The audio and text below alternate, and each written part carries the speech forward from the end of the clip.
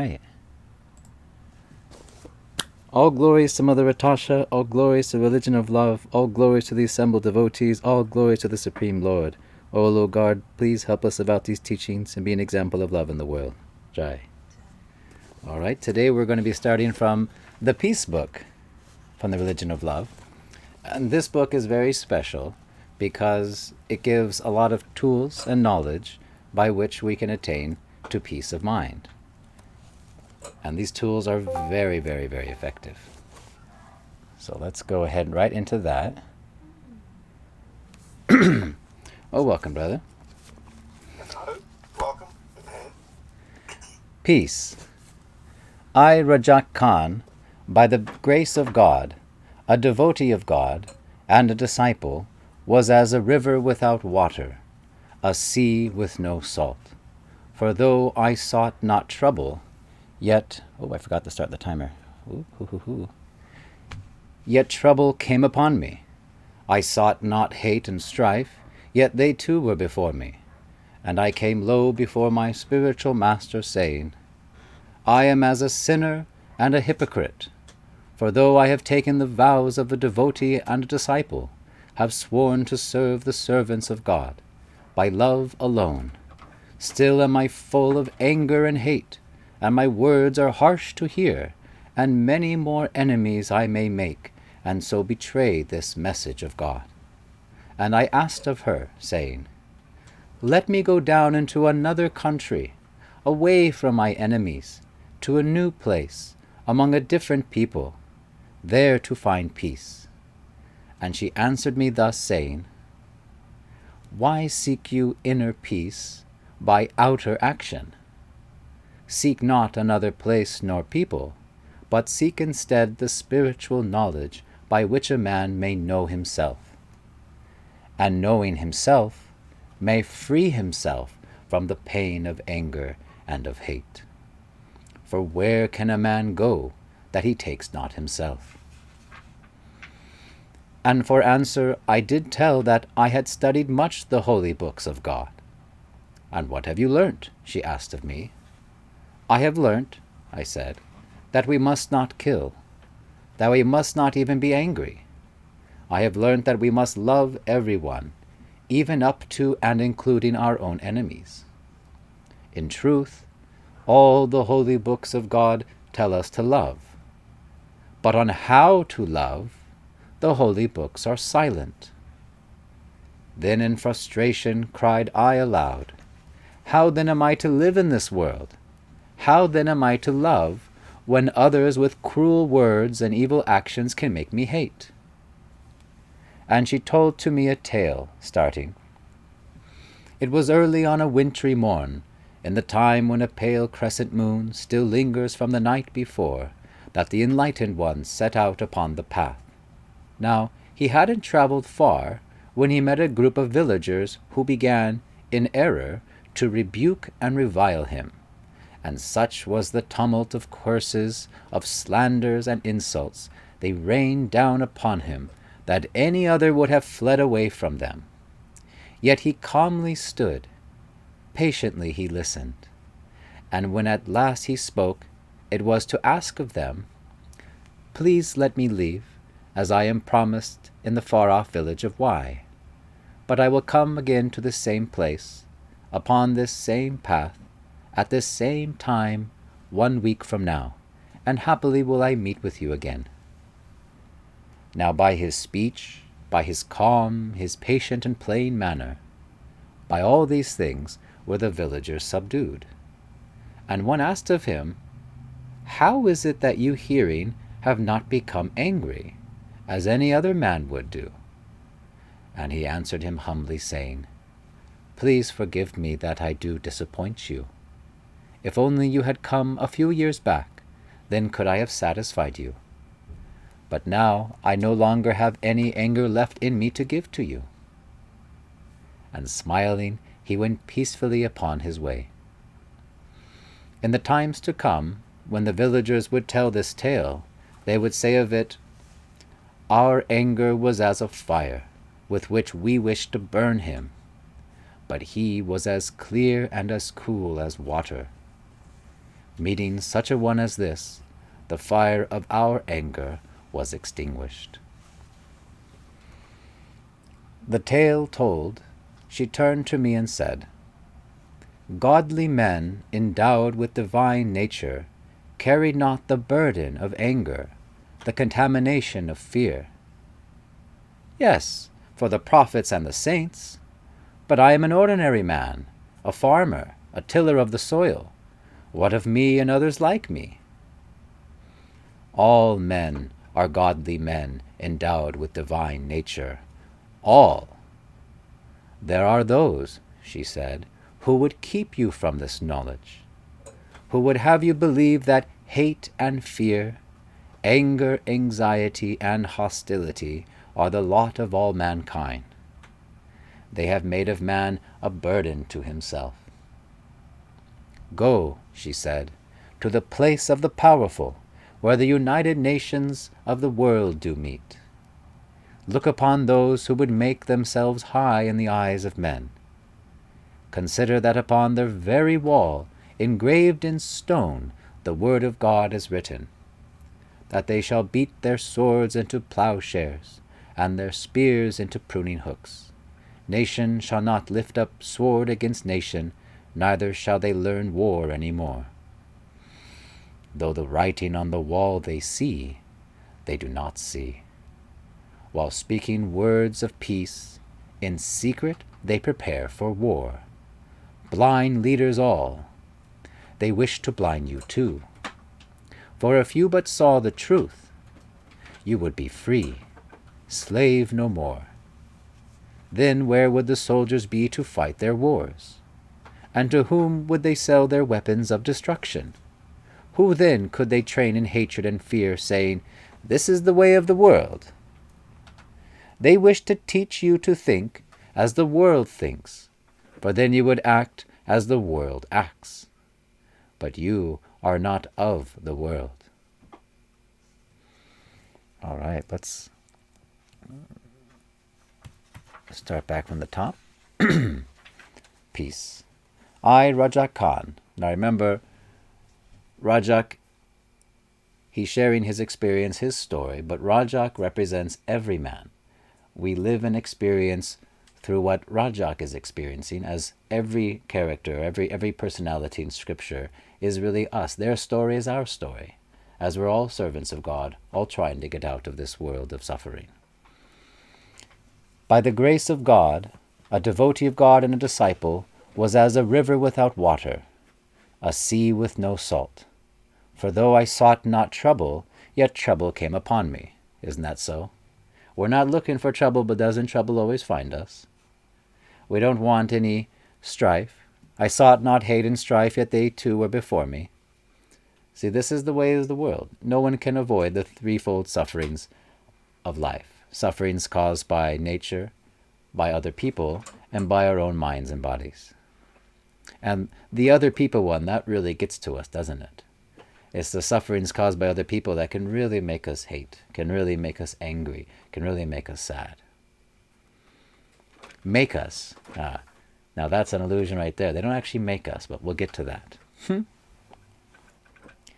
And I came low before my spiritual master, saying, I am as a sinner and a hypocrite, for though I have taken the vows of a devotee and a disciple, have sworn to serve the servants of God, by love alone, still am I full of anger and hate, and my words are harsh to hear, and many more enemies I may make, and so betray this message of God. Some people have the misconception that when they take to spiritual life, or they take on religious vows, that everything's now going to be hunky-dory, and everything will be, rainbows and clouds, and everything will be peace. But it doesn't just cut off like that. A ceiling fan in the room that blows, when you flip the switch off, the fan still goes for a while, doesn't it? Even though you've cut the current, even though by taking the vows and disciplines you've given up bad habits that cause suffering to yourselves and to others, even though you've taken on the practices which purify the mind and rectify the heart before God, still, the fan is still going to be turning for a bit. Those old habits, that old paradigm, that old conditioning that we have been living in since time immemorial, that has duped us into thinking that we are these bodies and the purpose of life is to just please the senses of my body. And of course, all of the contamination of the mind, the anger, the fear, the hate, all that suffering, all that past trauma, that's still there. It doesn't just go away overnight. This is part of the hard work that we do in spiritual life. And I asked of her, saying, "Let me go down into another country, away from my enemies, to a new place among a different people, there to find peace." So this is what we always do. We always blame outside of ourselves for how we're feeling. Is that not? We're always pointing the finger, right? He's making me crazy. She did this bad thing. Yeah, them, that government, that guy down the street, this nationality, this race, this, everything pointing outside to blame for how we feel and blame for our troubles, is it not? So Rajak's asking, let me go to a different place with different people, and there I'll be peaceful. And this is the idea many of us have. Many of us are in situations that are uncomfortable, that are undesirable, and we can't get out of those situations, can we? We're kind of stuck, especially if you're a kid. If you're a kid, unless you run away and join the circus, you got to deal with the parents and family you got. You got to deal with the parents and teachers you got. You got to deal with the neighborhood that you live in until you can grow up and leave that place. But let's say even you are an adult. You may be in some circumstances, financially, or some social or familial obligations that you can't just pack up and leave. And also by our own desires and attachments, we're stuck in one place. And we continuously blame everything around us for how we're feeling and give them the responsibility for what's going on inside of ourselves. This is the way of the world, looking outside. But Mother Atasha, the spiritual master, she answers saying, "Why seek you inner peace by outer action? Seek not another place nor people, but seek instead the spiritual knowledge by which a man may know himself, and knowing himself may free himself from the pain of anger and of hate. For where can a man go that he takes not himself?" Have you ever noticed when you point a finger at somebody, you've got 3 fingers pointing right back at you? My nephew started pointing like this. Smart Alex. Yeah, all of our suffering, well, I wouldn't say all. I mean, of course, we have some immediate suffering. Someone throws, as Meet gave the example in a question the other class, someone throws a rock at your head. Ow, that's going to hurt, right? So 1% of our suffering is in that moment happening right now. But 99% of our suffering is within the mind. It's not actually in that present moment. It's all things from the past. Just like someone threw that rock at you, you might hurt ow for that one day, but then for weeks, months, years, you'll be angry at that person still, right? And every time you think about that, you're going to get upset. You're not going to be feeling any peace, will you? This is all in the mind. And it's a very practical thing. Why seek you inner peace by outer action? It makes perfect sense, doesn't it? We're not trying to change the world. That's pretty hard, trying to change the world from worldly ways. But we can change what's in our mind and change our experience in this world. And that's really how peace comes. You want to take off, Nathan? Okay. I think he's going potty. My 5-year-old and 11-year-old nephew came to join us. Yeah, we have some patience and tolerance with the 5-year-olds. They can come and go and do as they please. He's doing very good at being quiet and sitting down. Anyways. And for answer I did tell that I had studied much the holy books of God.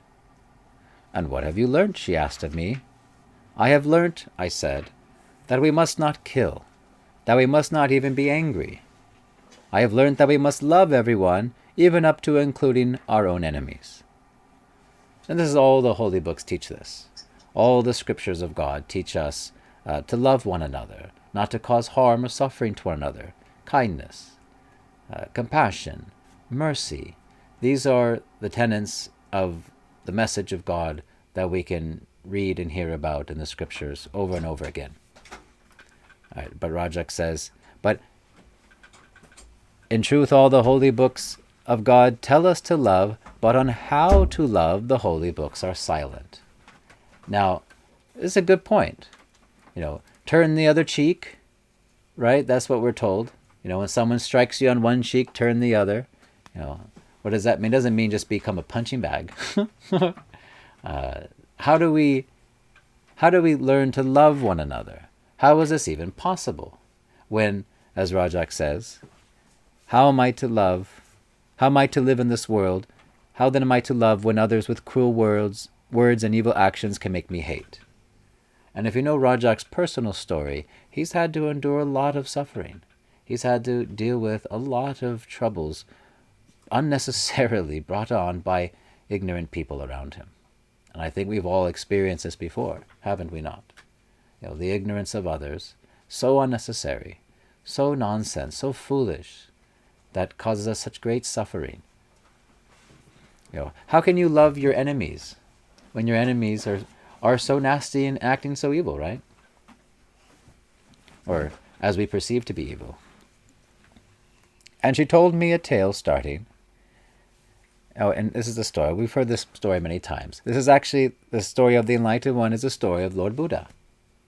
And the end, when he is given all these nasty criticisms and insults by these people in error, he's just calm and patient and has very plain manner.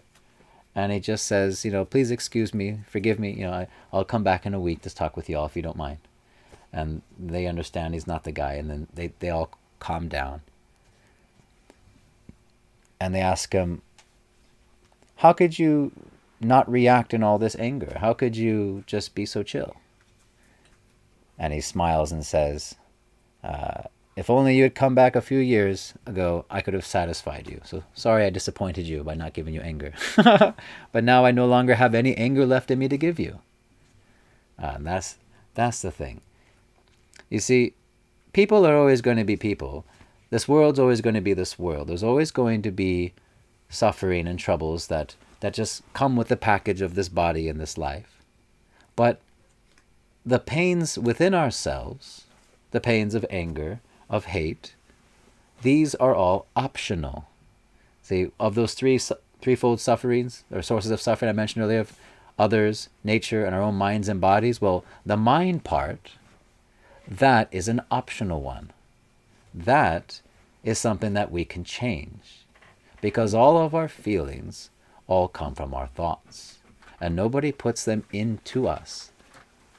And all of these feelings, all this pain, all this anger, it's all from the past, from past memories, past experiences, not only this lifetime, but who knows how many countless lifetimes we're carrying this baggage with us in the subtle body.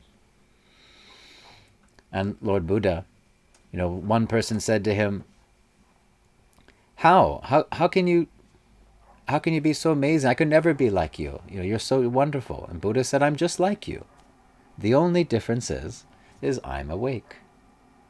He's done the work. He's purified his mind. He's achieved inner peace, enlightenment. And he's let go of all the burden of these painful things. All anger. Can you imagine to be free of anger, to be completely free of hate, to be free of sadness, to be free of anxiety, free of depression, free of every type of negative feeling? They can all be cleansed away. This is the process of inner peace, the peace process. And this is what this book, the Peace Book, is all about. How to do it. And she said, godly men endowed with divine nature carry not the burden of anger, the contamination of fear. Yes. So for anyone who's spiritually realized, Any person who is enlightened or a saintly soul who's purified their heart and mind, they carry not the burden of anger or the contamination of fear, which are all material. Yes, for the prophets and the saints, but I'm an ordinary man. I'm a farmer, tiller of the soil. What of me and others like me? Good question. All men are godly men endowed with divine nature. All. Everybody.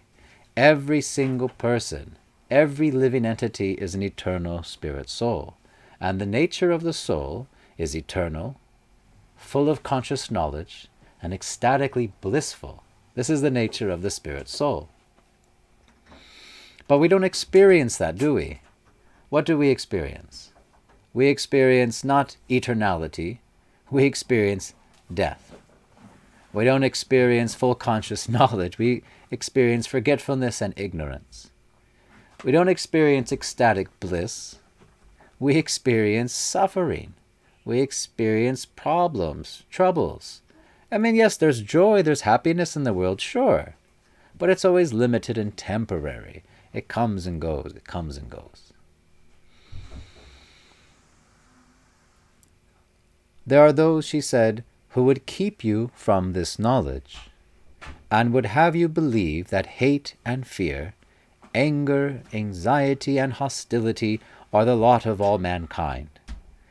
They have made of man a burden to himself. And I've heard some of these doctrines preached by people who say that's just the lot of man. Man is just full of ignorance. Man makes mistakes. You know, that's just who we are. We're just fallible, sinful creatures. You know, and God forgive us. We're just all naughty and bad. That's just how we are. But that's not the truth. They themselves don't do the work, nor possibly have the knowledge to free themselves of these burdens. So rather than change themselves, they preach false doctrines to say, well, that's just how it is. Let me curtail the message in such a way that it suits my current habits, not actually the true eternal reality that God is trying to remind us of. They've made of man a burden to himself. Boy. Go, she said, to the place of the powerful, where the united nations of the world do meet. Look upon those who would make themselves high in the eyes of men. Yes, this false ego, this false conception of the body as the self, this is an illusion. And what are people always doing? They're always trying to puff themselves up, think, I'm so important, I'm so smart, I'm so talented, I'm better, I'm so great. Look at me. Follow me on social media. Give me your likes. Give me your money. You know, people put together their resumes. They put together their profile like, I'm so this, I'm so that. How they puff themselves up so much. In material life, we're always trying to improve the person that we appear to be. But in spiritual life, we're becoming the person we really are. And again, that person is the real us, this eternal spirit soul, not the body, but the soul that gives life and consciousness to the body. And this is what someone who is enlightened, someone who, like the Buddha says, I'm just like you, I'm awake. That's the difference, is that someone who's done the work, their real consciousness has become awakened, because all the dirt of the mind has been cleared away. Cetto darpana marjanam. Cleanse the dust from the mirror of the mind. That's what our work is. That's what all spiritual practices do. They cleanse the dirt of ignorance from our mind and heart. That's what they all do. Hearing the word of God, chanting the names of God, remembering God, prayer, worship, all the forms of devotional service are all just like different brands of soap. Doesn't matter which soap you use, what scent of a bar soap you have, doesn't matter. Just matters that you use it to become clean. And that's what they all do. All spiritual paths and practices are just cleansing and clearing. So consider that upon their very wall engraved in stone the word of God is written. And this is a passage from the book of Isaiah in the Tanakh, the Old Testament. That they shall beat their swords into plowshares and their spears into pruning hooks. Nation shall not lift up sword against nation, neither shall they learn war any more. Though the writing on the wall they see, they do not see. While speaking words of peace, in secret they prepare for war.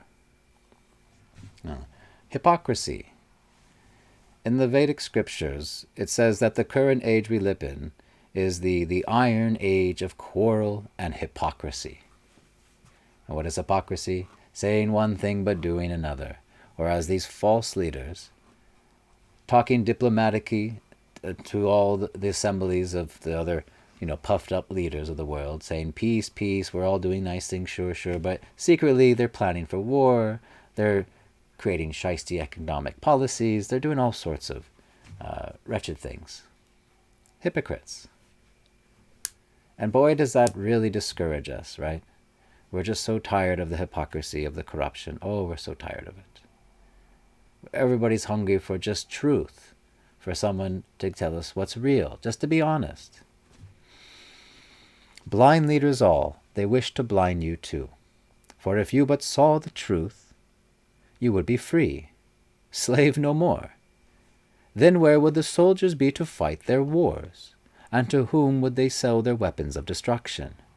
Who then could they train in hatred and fear, saying, this is the way of the world? They wish to teach you to think as the world thinks, for then you would act as the world acts. But you are not of the world. We're not of this world, but of the Spirit. These bodies are, yes. These temporary bodies, these are worldly bodies made of earth, water, fire, air, ether, and subtle energies, mind, intelligence, false ego. But this is not the real us. We, the pilot of this body, is eternal spirit soul. That's the real us. Spiritualization, self-realization, that's what this process is. To become self-realized is to know who you really are, to cut through all of the smoke and mirrors of the mind, all of the illusion, all of the false ego, thinking that the body is a self, to come again to know, not just in knowledge, but to actually experience it yourself, that I am not this body, but spirit soul, aham brahmasmi, and that my real occupation is that of an eternal servant of God. And therefore, I engage myself not in the service of my senses, of this body, or my country, or my family, or this or that, everything outside in this world, but engage yourselves in our eternal occupation and the transcendental loving service of the Lord. And this service is so natural. We naturally love to serve the ones we love, is it not? When we love somebody, when we love our parents when we're a child, we want to make a nice little birthday card for mommy or daddy. And we love them so much, and we give them the card, and when they see it, oh, nice, my baby, so nice, right? They get so happy, and then we're so happy that they're happy. This is that mood of loving service. And there's no one who loves us more than God himself. And it's one of loving exchange of service, actually. This is that transcendental bliss. That's where that ecstatic bliss comes from that eternal love affair with the Lord, which we've all forgotten, and which all spiritual paths and practices are meant for reawakening. Every single one of us has an eternal relationship with God, an actual relationship, a loving relationship that's unique. Just as everyone is unique, so too is that love unique. And when you have forgotten that, in the blow of birth, just conditioned by this world, thinking that I just gotta make the paycheck, get the house, get the kids and the dog, and do all this stuff, make a name for myself, leave a legacy, all this temporary worldly stuff. But then you have all that, and then what? It's never satisfying, is it? It's never satisfying. Maybe for some time, but in time, that satisfaction pales and goes away. And we're not satisfied with the temporary. We want a happiness that never goes. We want that inner peace that can't be shaken.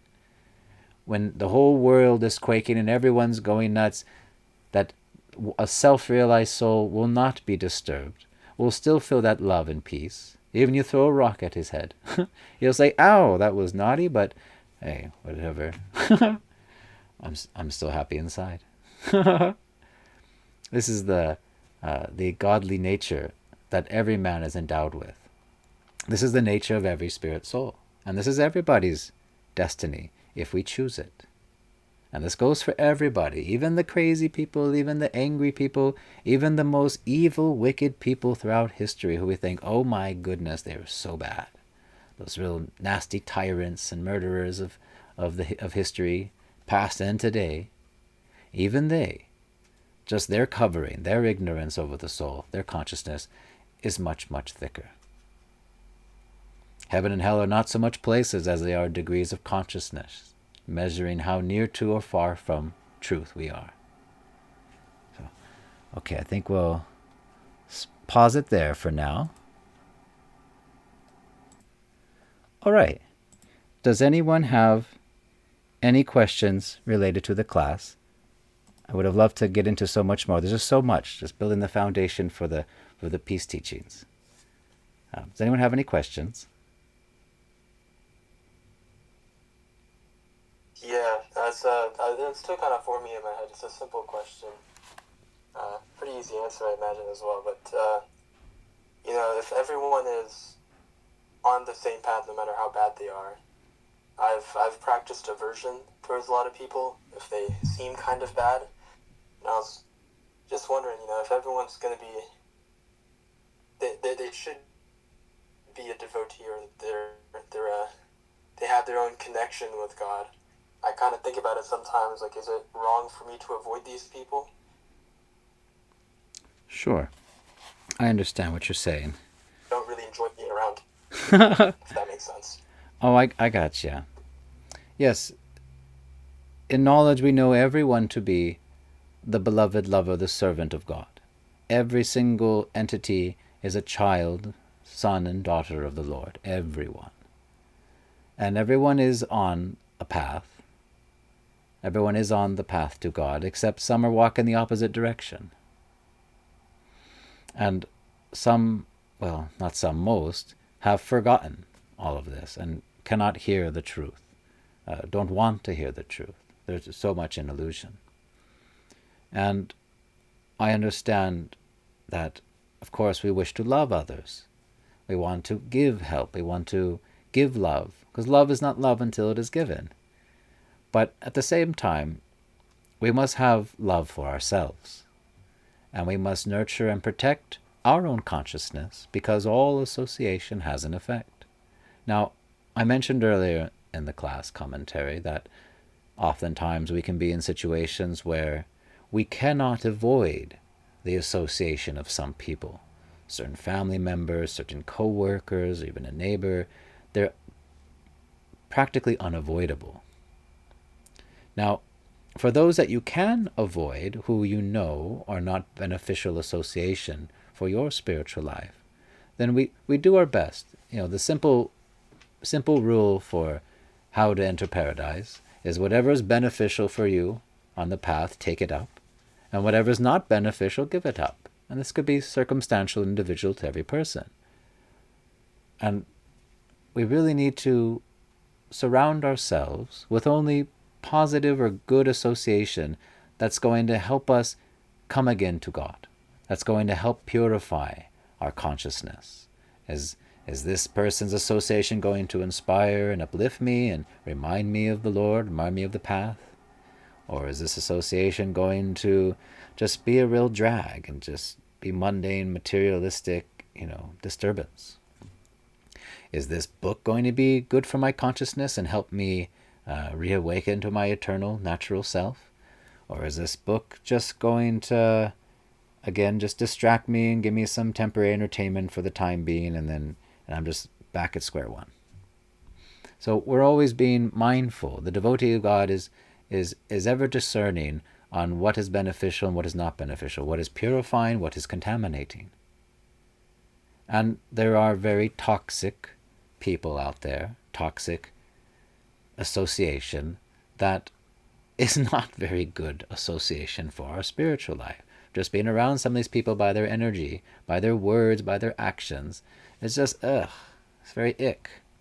And the best we can, we don't want to just force ourselves, well, okay, I'm going to really try and live this peace process, really try and be love and put myself into a really awful scenario or an awful crowd to just, to see how strong I can be. No, that's just nonsense. Just we got to be really easy on ourselves. We really do. We've been through the ringer since time immemorial.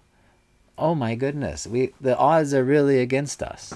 The material energy, the illusory energy of this world is so powerful, and all the forces around us that are a negative or a downer influence on our consciousness, or contaminating factors of our consciousness, they're just rife everywhere. Spiritual association with devotees of God is very, very rare.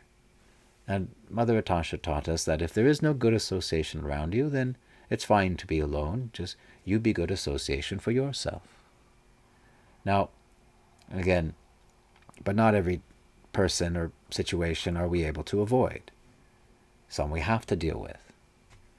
Now, how to achieve inner peace when these people we can't avoid are such a negative, such a disturbing factor in our life? Well, that's what we're going to get into later in this book, the Peace Book, on what are the actual tools and how to love. And I don't want to spoil it too much. Some of you have already heard it already. But we're going to get into it step by step. But yeah, if you can avoid people that are very negative, that are very materialistic, that are not good association for you. Now, this is all, again, based on your goal, what your goal is in life. Now, if your goal is spiritual realization, if your goal is to become, again, a lover of God, to be completely full of love and peace in your heart, if that's your goal, then yes, then obviously you'd want to avoid association that is detrimental to that end goal. But if that's not your goal, then what's beneficial for you or not beneficial could be totally something different. But the peace process, spiritual knowledge, how we can choose our own thoughts, and also how we associate with others, are the knowledge and practices by which we cannot be affected by the contamination, by the negative influences of those around us whom we can't avoid. And this is, in this world, you got to bump into people all the time. That's how it goes. I may have gotten a little sidetracked from your original question, brother, but I know I'm being a little facetious. I'm preluding to what the next teachings are. So much we can go over in a half to an hour, Hope that helps. Yeah, man. Thank you. Yeah, you bet. Anybody else have any questions? My wife, my nephew, friends who have joined us on VC.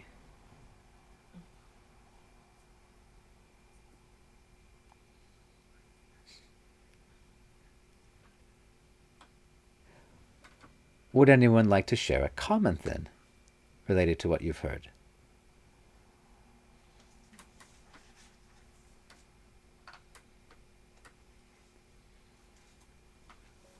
I just like the part that Mother Natasha said, for where can a man go that he takes not himself. I really like that part. Sometimes we forget that anywhere we go, whoever we interact or having association is we are taking all ourselves in the places, in a group of people. It's not all about them or what we feel about them. It's about what's happening within ourselves and who we are, and if we are having contamination of our negative feeling or negative thoughts, is also effect on the association on others. And anywhere we go, we take whatever we have. Well, it actually reminded me of something. Actually, I was meant to talk about it in the commentary, but I forgot. But you remind me. Where do we go that we take not ourselves? That one hit me really hard when I first read this book. Actually, the Peace Book was the very first book of the teachings of Mother Natasha I ever read. And I barely went through a page or two at a time because it was just so heavy. There was so much knowledge in it. And each one was just like really hitting me hard. I was like, whoa, like really made me think about this. And really taking Really putting responsibility in my own hands on how I'm thinking and feeling, really. Stop blaming elsewhere and look within. And yeah, where do you go that you don't take yourself with you? And there's a nice analogy to this. Mother Tasha told in class once. There was a couple that was traveling around looking for a new place to settle down and call home. And they stopped by this house with an old man sitting on his porch. And they pulled up and said to the old man, "Hey, old man, we're looking for a new place to settle. What are the people like in this town?" And the old man says, "Well, what were the people like in the town where you came from?" And the people say, "Well, people were real friendly. They were nice. We got along well." And the old man says, "Well, those are the type of people you're going to find around here." And they take off. I'm like, okay. Excuse me. And by coincidence, shortly after that, another couple came by, also looking for a new place to settle. And they come to the old man and say the same question, "What are the people like around these parts?" And the old man says, "What were they like where you came from originally?" And they said, "Oh, they were nasty people. Oh, we didn't get along with them. They were rude, and we just can't wait to get away from them." And the old man says, "Well, I'm afraid you're going to find the same people around here too." Like attracts like. And again, where can you go that you take not yourself? You can't escape your problems by just uprooting yourself and just changing location, changing your name, changing your job. The anger, the fear, the anxiety, the pains that are within you, the contamination within your mind, goes with you everywhere you go. Where do you go? They don't take your own mind with you. And you'll be reliving the same loop in your head. You'll be thinking of the same, broken record of misery, the replaying the old home video of the mind. And sometimes those home videos, the replays in our minds, sometimes they get a little evolved, do they not? I think, like, oh, I wish I should have said this to this person. Or what if I said that? Haven't we all done this before? We think about something that happened, like, okay, and we just relive it over and over and over again, like a broken record. So yeah, where do we go? We don't take ourselves with us. Again, putting the responsibility of how we think and feel in our own hands, not in anybody else's. And yeah, everything we do and are affects those around us. It's true. Even our thoughts, they're not silent things. They are like a radio beacon that just emanate out to all around us. Everybody can pick up the vibe of somebody, right? You ever walk into a room, like that they were just having an argument, and when you walk in, everyone gets quiet, but still you can feel the tension in the room? You're like, whoa. I mean, because you really can feel that subtle energy of what's on people's minds. And they don't have to say anything to you. You can pick it up. We're very intuitive. We can feel these things. So what's on our minds affects those around us. And vice versa. What everybody else is thinking, their consciousness, affects us as well. And that's how association always has an effect. But there is a way that you can become immune to the negative association of others, like a force field, however. And that's through knowledge and practice of all this transcendental message of God and these teachings that we're going to be chomping through little by little as we get through in the Peace Book. The Peace Book's actually a very, very powerful book in the Religion of Love book. Did that spark any questions from any of y'all? Or something you all want to share, comment? I think I heard some voice somewhere that was kind of low. I don't know, maybe it was our new friend who joined us. Or was that you? Was it you?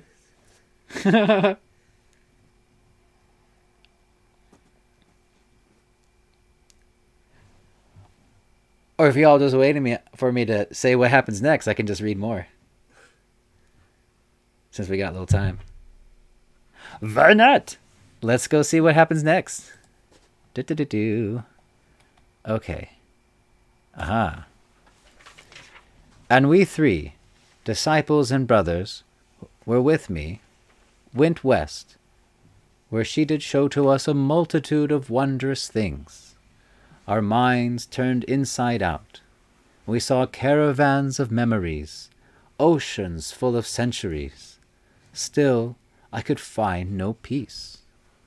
And I did ask again to leave the land where trouble was my life.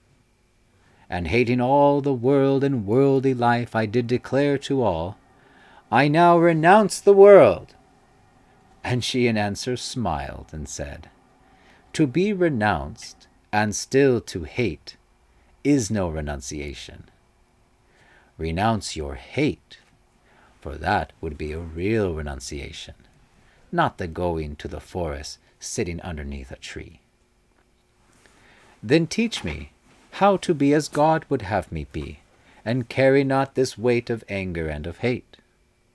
And both brothers too did ask of this with me, and so received the teaching that fulfills the ancient prophecy, that one would come and one would teach, and peace would reign on earth. Okay, then it's going to start really get into the peace process teachings. So, we 3 disciples and brothers were with me, went west, where she did show to us a multitude of wondrous things. Our minds turned inside out. We saw caravans of memories, oceans full of centuries. Yeah, it's amazing how much is going on in our minds if we really take a peek and look at it. Oh my goodness. Our minds don't forget a single thing. Everything we've ever experienced, every thought, every memory, every sensory input of whatever we smelt or saw or touched or heard, is all recorded in the vast storehouse of the mind. Nothing is forgotten. It's quite powerful. This mind is nothing like it. You can't make a computer like the mind. This mind, this body are made by the supreme intelligence. It's made by God. And man cannot create a supercomputer capable of what the mind can do. Although there's some crazy quantum computer stuff that's pretty powerful, though, I admit. So still, I could find no peace, and I again asked to leave the land where trouble was my life, and hating all the world and worldly life, I did declare to all, I now renounce the world. And Jane answer smiled and said, To be renounced and still to hate is no renunciation. Renounce your hate, for that would be a real renunciation, not the going to the forest sitting underneath a tree. So, this is another misconception of spiritual life. People think that in order to be holy, in order to be enlightened, I need to just ditch the whole world and go hide under a tree or into a mountain cave, be in a monastery, and if I do that, then I'll achieve peace and I'll become self-realized. And that's not without pretext. There have been many saints and sages who have done such things, of course, but they also had knowledge, and they also had practices with which they could realize that knowledge with them, and also different times and circumstances, of course. But just going to a mountain cave, or just going and signing up, joining a monastery, or just going to the forest to sit under a tree and ditch all your worldly obligations and connections and whatnot, isn't just going to automatically give you peace. That's not how it works. Not at all, actually. Because where do you go? You take not yourself with you. And go ahead. You try. Try sitting down for an hour, 2 hours, 3 hours, all day under a tree, with no worldly engagement, no TV, no phone, no books, no nothing, just you and your mind. Yeah, you'll see, oh my goodness. Just look at what pops up in your head. It's quite amazing, all the things that will come up. And there's not going to be no guarantee of peace if you're going to just, go into a peaceful environment. Of course, a nice, peaceful setting in nature is very conducive to spiritual practices, yes, of course. But they're not just going to, they're not going to make you peaceful. They will help, obviously, but still you need knowledge. You need practices. You need something that's going to purify your heart, purify your mind of the real cause of our suffering, our thoughts, Oh, what's going on inside our head? Oof, oof, oof, oof, oof. And he says, then teach me how to be as... Oh, and he says, yeah, that would be a real renunciation. So yeah, false renunciation is something that happens a lot in religion. When people aren't actually ready to give something up in life, but they make this vow that they want to give it up so that they can become more spiritual, more holy, right? But they still desire those things, or they're still thinking about those things so much, right? Remember the story of the two monks from a previous chapter we read a couple weeks ago? There were these two monks who were traveling, and they came across this stream or this river, and there was a beautiful young girl who asked their help to cross the river. And one of the monks picks the girl up, carries her across the river, and then puts her down. And then they continue on their way. And they've gone a few miles out, and the other brother, who I guess he was in his head the whole time, like thinking all these critical things, thinking all this negative judgment, and he says, how could you, brother? How could you pick up that beautiful woman in your arms? We took a vow to not associate with women and not to, have any types of attraction to this and that. How could you put your hands on her? You touch her, and the other brother just says, brother, I put her down miles ago. You're the one still carrying her. You're the one still thinking about it. And again, back to what we said before, it's never so much what people say or do that cause our pains, our angers, and our fears. It's really what we think about what they say and do that's really causing our pains, our angers, and our fears. It's what's going on inside of our mind. And haven't we read about and heard about so many examples of saintly persons, messengers of God, who have realized their divine qualities and how forgiving they were, how tolerant they were? Even Lord Jesus, who died on the cross, even he was begging God for forgiveness for those who did that evil act unto him. He said, forgive them, Lord, they know not what they do. He was tolerant, he was forgiving. Again, you can think of many examples. Like Lord Nityananda, when he was hit in the head with a clay pot and he was bleeding, and still he requested that offender, those brothers Jagai and Madai, please just kindly chant the holy names. That's all I'm begging you to do. He didn't get angry, didn't react.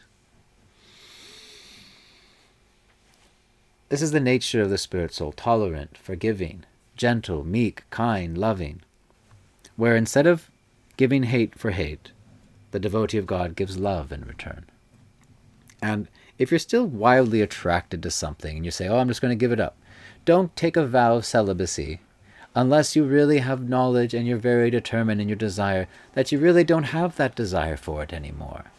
Don't be like so many so-called priests who take a vow in certain organizations, yet they still have all these lusty desires.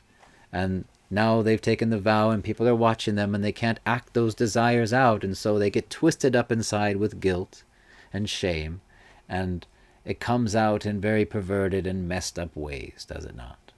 Because they weren't ready for such renunciation. It's a false renunciation.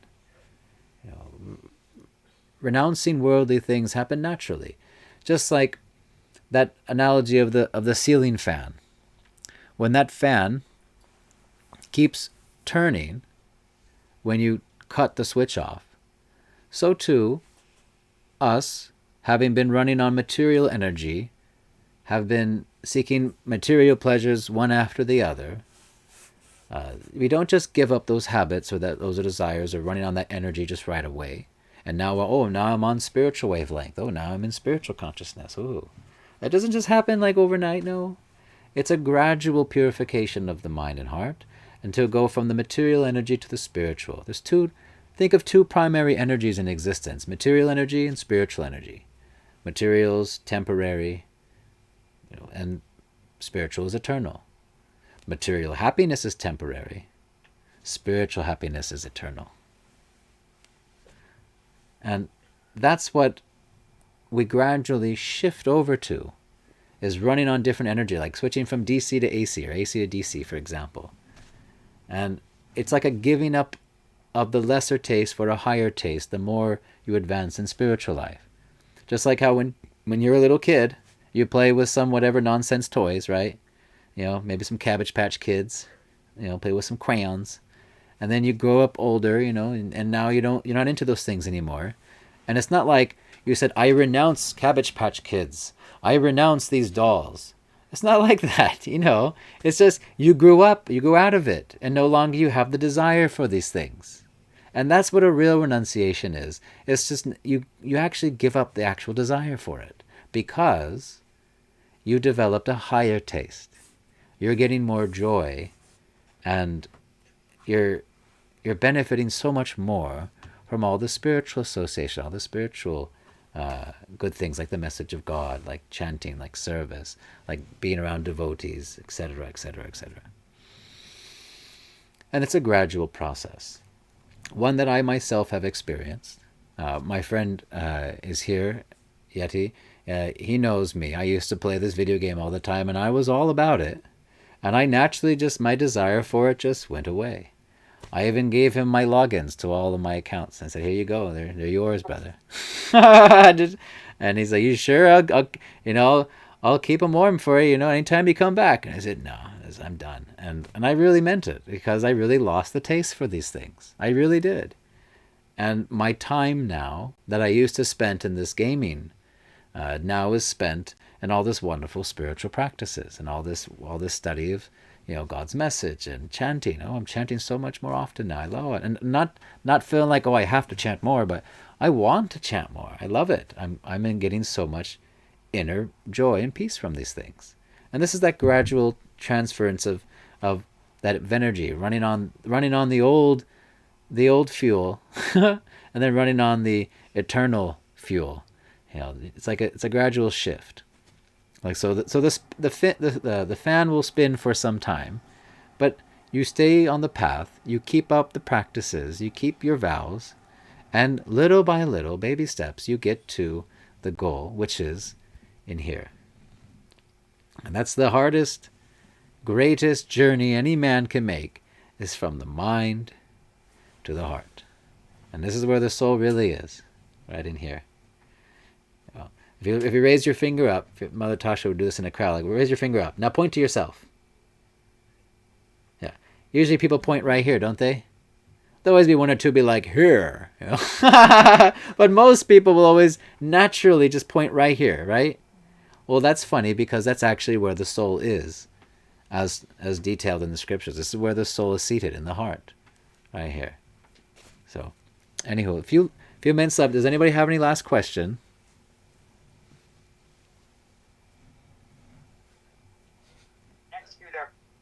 Generation J20. No, it was very good. What is that? Oh, what's that? There's more than one with you, Yeti? No.